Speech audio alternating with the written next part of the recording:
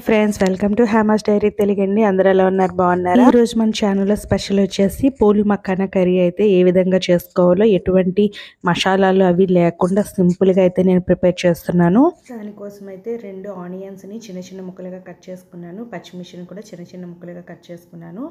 ఇంకా 4 టమాటీలను అయితే పేస్ట్ చేసుకొని పక్కన పెట్టుకున్నాను. ఇవి చూస్తున్నారు కదా, ఇవి మక్కానా అనమాట. ఇవి మనకి కిరాణా స్టోర్స్లోనే ఇంకా సూపర్ మార్కెట్లో అయితే దొరుకుతాయండి. ఇవి చాలా మంచిది హెల్త్కి, తప్పకుండా ట్రై చేయండి. ఇప్పుడైతే కళాయిలో ఆయిల్ వేసుకొని వీటిని అయితే ముందుగా ఫ్రై చేసుకోవాలి. ఫ్రై చేసుకున్న తర్వాత ఒక ప్లేట్లోకి అయితే తీసేసుకోవాలండి. వీటిని క్రిస్పీగా అవుతాయి అన్నమాట. క్రిస్పీగా అయిన తర్వాత ప్లేట్లోకి అయితే తీసేసుకోవాలి. ఇప్పుడు అదే కళాయిలో ఆయిల్ వేసుకొని కొంచెం జీలకర్ర, ఇంకా మనం ముందుగా కట్ చేసి పెట్టుకున్న పచ్చిమిర్చి ఇంకా ఆనియన్ కూడా వేసుకొని పచ్చివాసన పోయేంత వరకు వేయించుకోవాలండి. మూత పెట్టుకొని మగ్గించుకోవాలి. ఆనియన్స్ మగ్గడానికి సాల్ట్ కూడా వేసుకొని మూత పెట్టుకుంటే త్వరగా మగ్గిపోతాయి.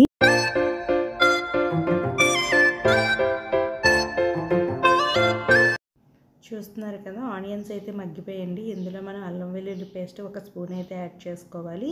అల్లం వెల్లుల్లి పేస్ట్ పచ్చివాసన పోయేంత వరకు వేయించుకున్న తర్వాత ఇక్కడ నేను వచ్చేసి స్వీట్ కార్న్ అయితే యాడ్ చేస్తున్నానండి.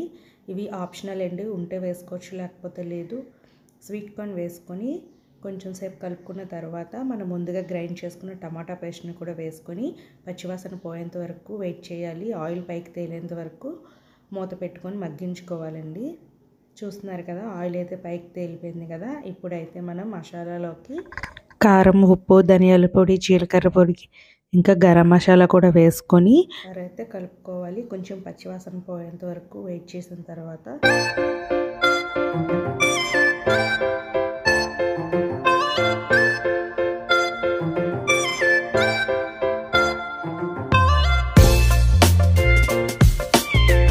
ఇప్పుడు వాటర్ బాయిల్ అవుతుంది కదండి, ఇందులో మనం కొంచెం కసూరి మేతిని కూడా వేసుకుందాం. మంచి టేస్ట్ అయితే వస్తుంది. పక్కన పెట్టుకున్న మకానా కూడా అందులో వేసుకొని 10 to 15 మినిట్స్ మీడియం ఫ్లేమ్ మీద అయితే కుక్ చేసుకోవాలి మూత పెట్టుకొని. ఈ కర్రీ అయితే చాలా బాగుంటుంది. తప్పకుండా మీరు కూడా ట్రై చేయండి. కర్రీ ఎలా ఉందో కూడా కామెంట్ చేయండి.